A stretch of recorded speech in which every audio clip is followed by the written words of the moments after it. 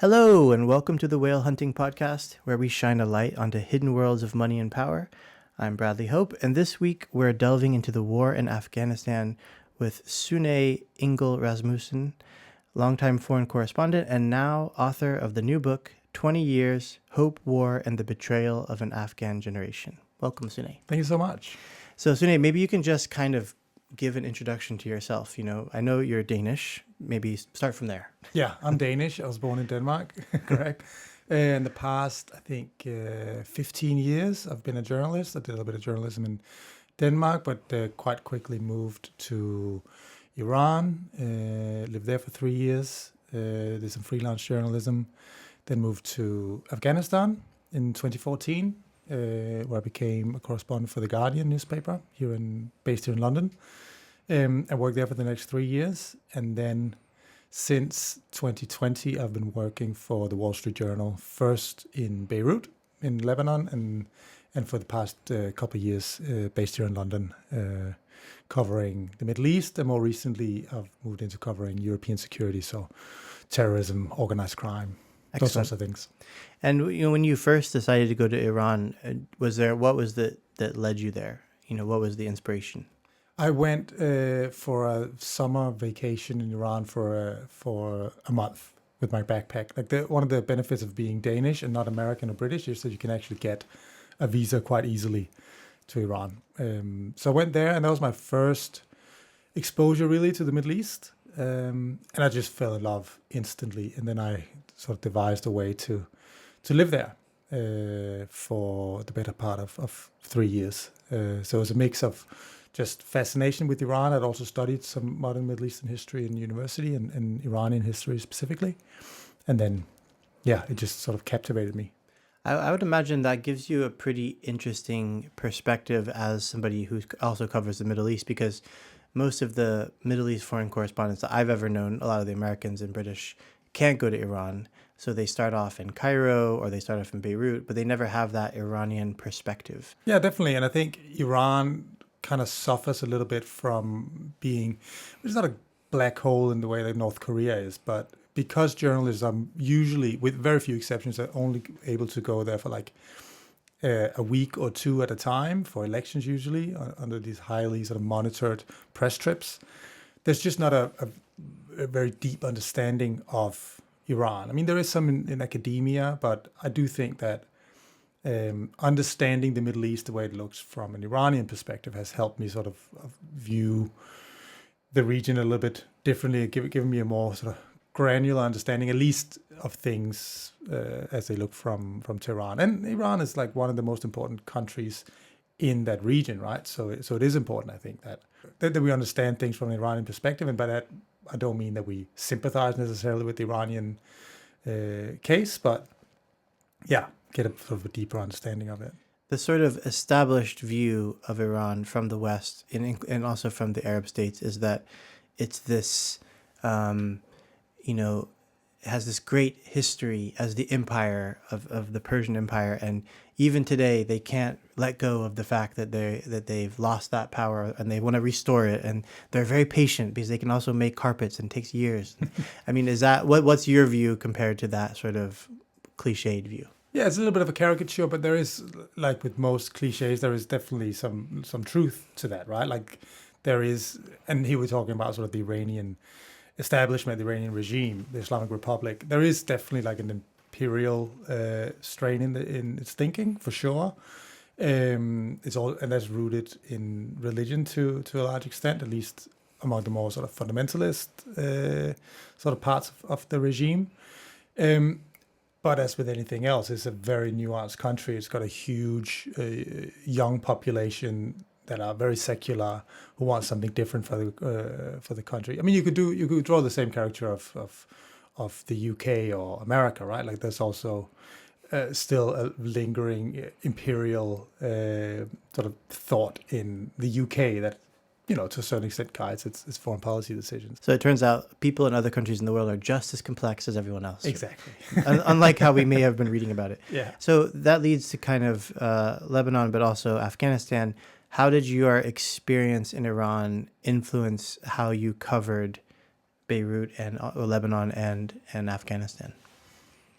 So those are quite different stories to cover. I first went to Afghanistan, and that was after Iran, and that was mostly just a choice. I mean, to be honest, I didn't know a lot about Afghanistan before my wife and I went there. But we spoke the language. We spoke Persian from Iran, and in Iran they speak Farsi, and in Afghanistan one of the two main languages is Dari, which is also a type of Persian.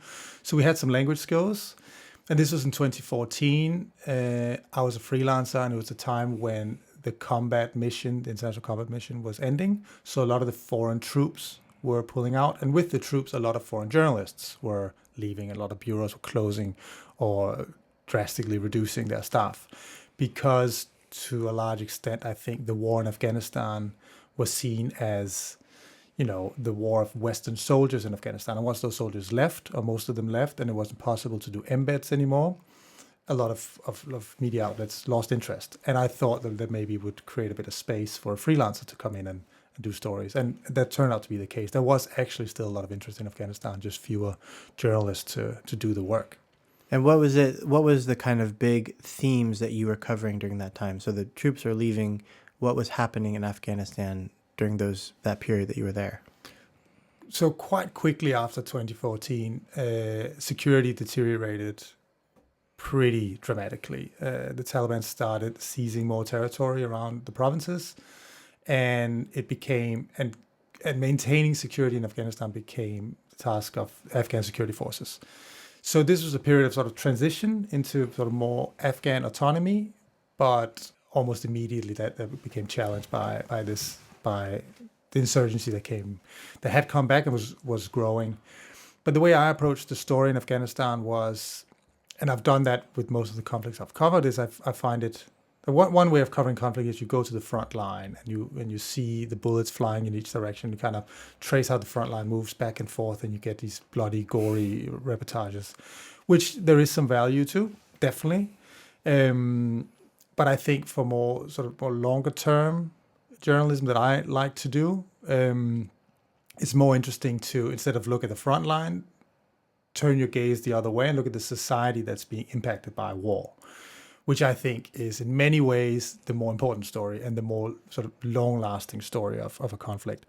So how does war, but also the after effects of this war, corruption, the undermining of civil rights, all these things, how does that affect a society, in this case, the Afghan society? And that's kind of how I chose to focus my efforts. How did you kind of navigate Afghanistan?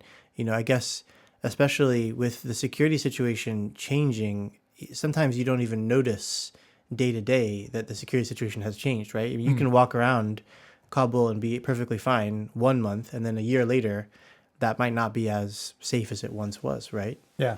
When you live in Kabul, you keep your ear to the ground, and everyone talks about security all the time, including your Afghan friends, your Afghan colleagues. We lived, my wife and I, we lived with a friend, a photographer, Andrew Quilty, in a house, just like a regular Afghan house, really, in the city. And we had what's called chowkidars, so like a doorman, an unarmed guard at the door, to open the door and to sort of keep abreast of what's happening in the street. And we kept a low profile, and everyone in the street knew that we were just sort of unimportant, poor journalists. So we weren't a huge target as, for example, like a bigger media bureau would be, or diplomats or military targets. So that was very deliberate, and that had worked. We didn't come up with that. Like, that had worked for journalists for many years before we moved to Afghanistan. And we took over the house from a colleague who worked for The Guardian, who also, knew how to get around. The biggest threat living in Kabul at the time was kidnappings. And there were kidnappings happening in Kabul, but the way you approach that is you look at kidnappings that have happened in the past, you look at the patterns, and you kind of come up with a way of avoiding that. And that turned out to be okay. And then once you leave Kabul and go to the provinces, you just rely a lot on local journalists to tell you where recent fighting has been, where the different, if not the front line, where the line between government control and Taliban control goes. You can cross into Taliban-controlled areas, but you need to sort of travel with people who know local people in the villages that can keep you safe, that sort of thing. But that comes with experience, which is why I think most of the best reporting on Afghanistan came from people who lived there, right? Maybe that's obvious, but And yeah. your wife is also a reporter, or She used to be, yeah. So did you guys have to compete and did not show each other what you're working on, or? No, no, it was more. We was more sort of gave each other moral support when one of us would be in fetal positions on the ground, hammered by deadlines, and then we sort of pick each other up. And what about the Taliban during that time? Like, how did you cover the Taliban itself? Like, was it possible to interact with them in some way? It was it's complicated, right? You could always speak to representatives of the Taliban or former representatives of the Taliban. There were a couple of former Taliban commanders and officials from the former Taliban government who lived in Kabul. You could go see them. They had spokespeople, or one spokesperson particularly, who you could call. And that's what a lot of people relied on. And that would give you, the official view from the Taliban. I wanted to also understand what drove the insurgency. And a big question for me when I was in Afghanistan was, why do tens of thousands of young people, forget about like the old guard of the Taliban, the young people who were children when 9/11 happened, why do tens of thousands of these young men continue to join an insurgency which has an antiquated religious view, an antiquated social view? Again, there's also a lot of secular modern people, obviously, in Afghanistan.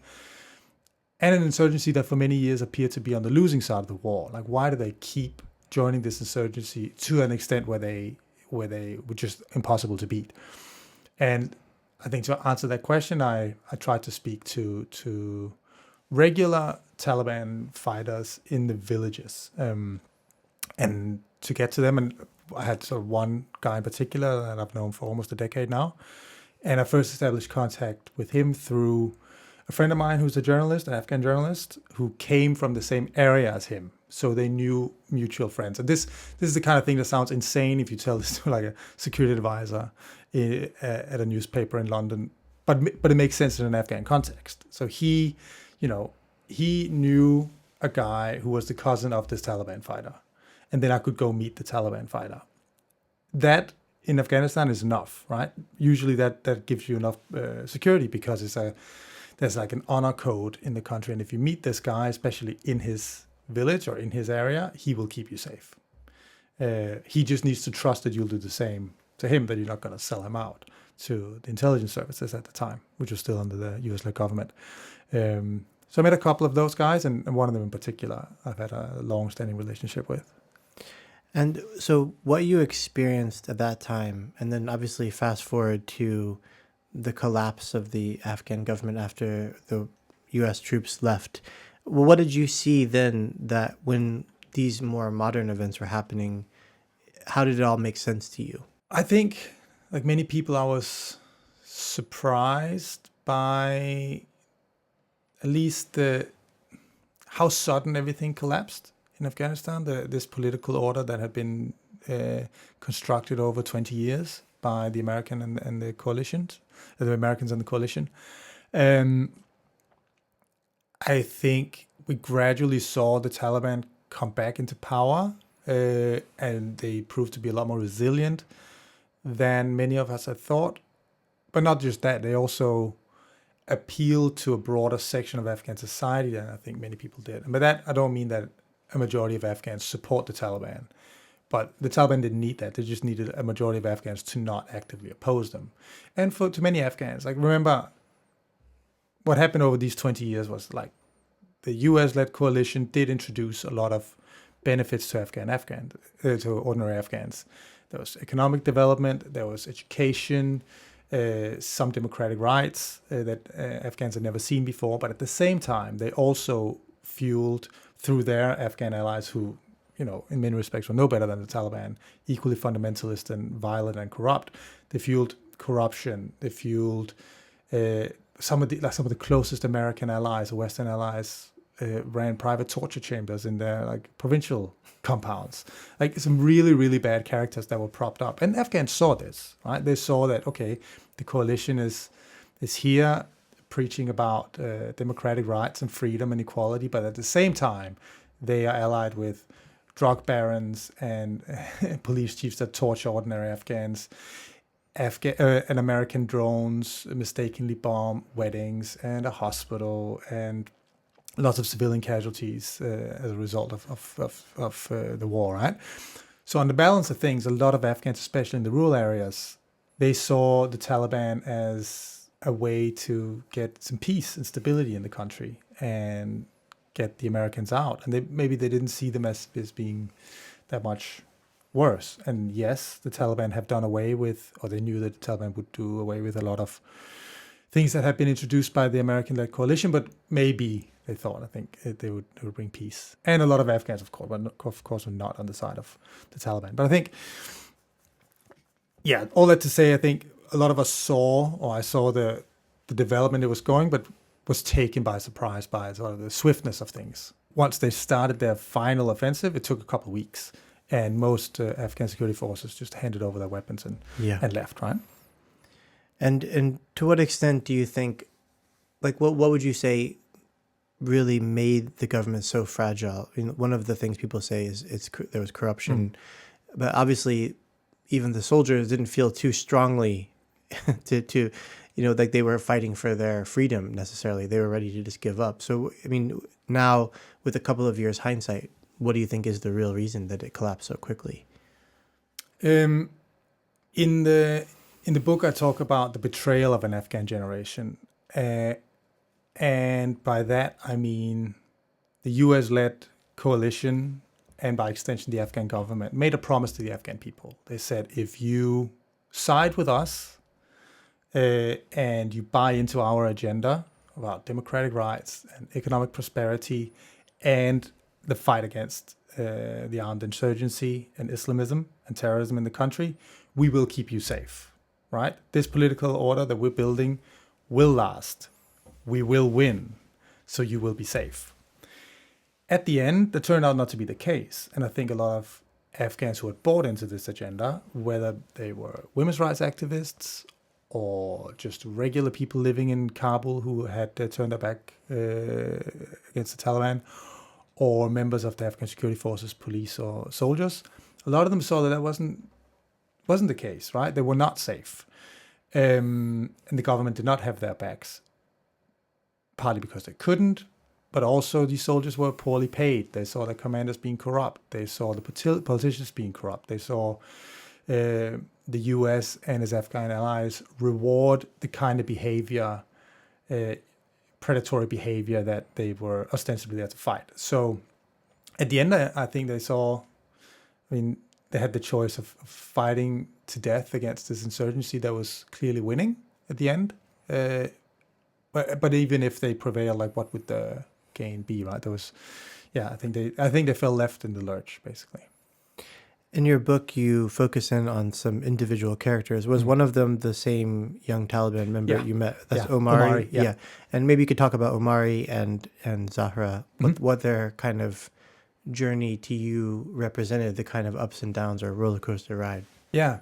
So these two, the book is kind of looks at the Afghan conflict of 20 years of war through a host of different characters. But like you say, the two main characters, outer poles almost, of this war are Omari, the Taliban fighter I've known since 2015, since he was about 20.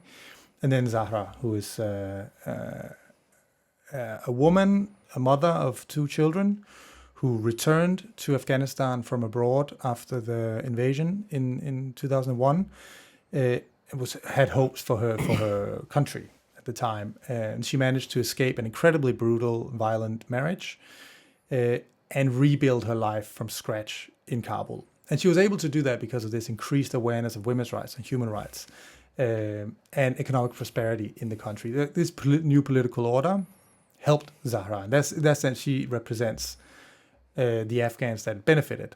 Omari, on the other hand, is an Afghan who dedicated his entire life to fighting it. Like, he joined the Taliban when he was 14. He traveled to Pakistan to join in the Pakistani tribal areas to join an academy for suicide bombers. He wedded his life to the insurgency. And in between these two characters is a whole vast gray zone of other Afghans who experienced the war in different ways, right? And that's kind of what I try to portray in the book. Yeah, no, I think that's really good as well because so much coverage of Afghanistan is by journalists whose main sources are the generals, the politicians, all of these kind of characters who are important, but in the end, doesn't it feels like the real ramifications of this were on people like those people, right? Yeah, And we made a podcast about the fall of Kabul where we just focused only on the stories of the people who escaped and the people who didn't escape. And I think sometimes people don't realize that just how that was the most dramatic story it was for the Afghans, not for the troops who were getting on planes leaving. It was Afghans trying to get out. absolutely. I mean, no country has been changed as much by the ramifications of 9/11 as Afghanistan. I mean, that's not to take anything away from the trauma and the tragedy of the 9/11 attacks, but the ramifications, the 20-year war, completely upended Afghanistan in good and bad ways, right? And there's a whole generation of Afghans who are too young to remember 9/11. Omari, for example, the Taliban fight, he was 6 years old when 9/11 happened. And he thinks he remembers it, hearing it on the radio, like the television was banned at the time during the Taliban. But he remembered fleeing Kabul when the warplanes came, the American warplanes. But he had no sort of concept of what 9/11 was. Yet the war lasted for so long that he was sort of among one of the units that entered Kabul when the Taliban toppled the government, like sort of a central. He was such a central part of the like he wasn't a commander or anything, but he was at the heart of the insurgency still because it was built on regular people like him for over a decade, even though he didn't even remember the events that triggered the war. One of the mistakes that the Americans made, and perhaps also a lot of journalists, if you view it only from an American or a Western perspective, is that they viewed the Taliban as almost like an external force that had been imposed on Afghanistan. Like they knew, of course, that most of the Afghan Taliban were Afghans, but they treated the Taliban as if it was this like external growth that had been imposed on Afghanistan. So they came into Afghanistan and thought they could just stamp out the Taliban, like they thought they could with Al Qaeda. But the Taliban is an organically grown insurgency, a resistance movement that comes from the Afghan villages and which draws the support from the Afghan people. It's not an international terrorist organization, right? They've never committed an international terrorist attack. They sheltered Osama bin Laden after 9/11, but it's not an international terrorist organization itself. I think that misunderstanding really drove also the way that the US approached the war, because if you want to get rid of an insurgency that's like a domestic organic insurgency, you can't just fight them with weapons. You also need to present them with a viable alternative, present Afghans with a viable alternative so they don't join the insurgency, and they failed to do that. Now, obviously, the Taliban are in charge, and their power is unchecked.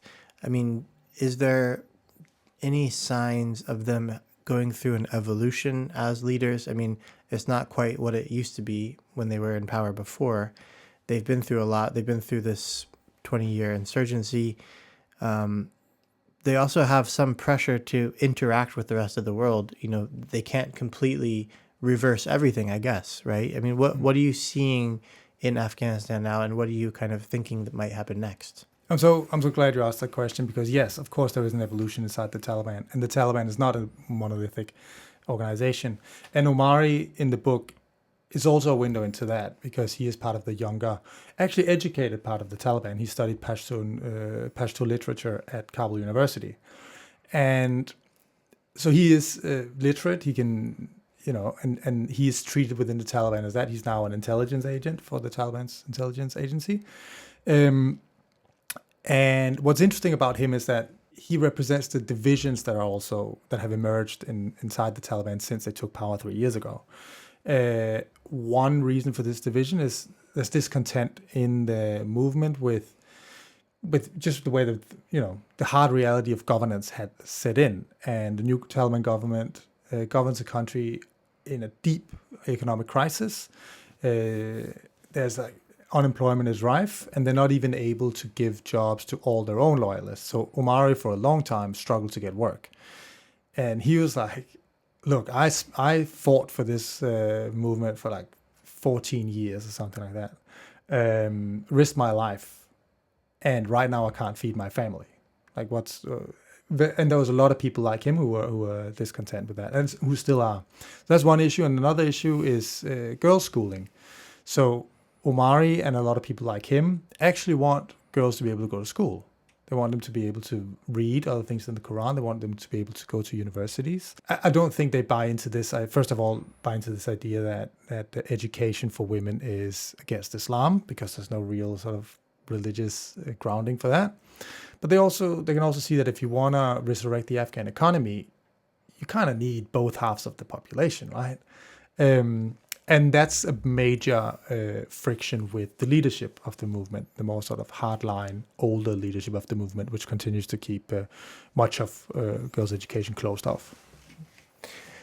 I have one more very whale hunting kind of question, which is obviously during the fall of Kabul, there was a lot of reports about helicopters full of gold and money. Could you give some perspective on just how bad the corruption was? Like, is that stuff true? Do we now believe that billions of dollars escaped the country in those final days and are in different places in the world? We haven't seen evidence of these amounts of money being transported out of the country.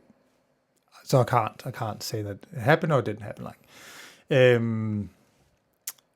Ashraf Ghani his administration was sort of evidently corrupt. We haven't seen strong evidence of sort of personal corruption on his part. Who's to say what happened, right? But we haven't seen evidence of that. As far as I know, he's still in the UAE in a hotel room.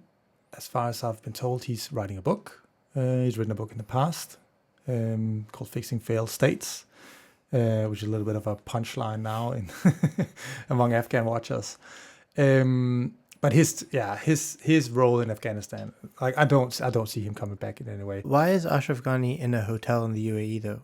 Can't he get an apartment or something? What's going on with him? Like, why is he still in the UAE? Is that a choice? I think it's also the UAE that have chosen to offer him this residence there. I don't know the details about it. I know he had U.S. citizenship, but he rescinded it when he ran for president because he had to. But he has a long history of he lived in the U.S. for many years, so he probably could go to the U.S. if he wanted to. But I don't know. Great. Well, thank you very much, Sune, for joining us. Thank you for having me. That's it for this week. Thanks to Sune. You can find 20 Years, Sune's book, online and in all good bookshops. If you're enjoying whale hunting, make sure to check out our website at whalehunting.projectbrazen.com, where you can also subscribe to our newsletter. Thanks for listening, and we'll be back next week for more. That's it for this week, and thanks for listening. The best way to stay up to date with whale hunting is to hit follow wherever you listen to podcasts. And you can also subscribe to the Whale Hunting newsletter for updates on the shadowy lives of the powerful and ultra-wealthy at whalehunting.projectbrazen.com. That's whalehunting.projectbrazen.com. Whale Hunting is a production of Project Brazen. It's hosted by me, Tom Wright, and Bradley Hope. It's produced by Megan Dean and Claire Urban. At Project Brazen, Mariangel Gonzalez is our project manager. Ryan Ho is the creative director, with additional design from Andrea Claridge.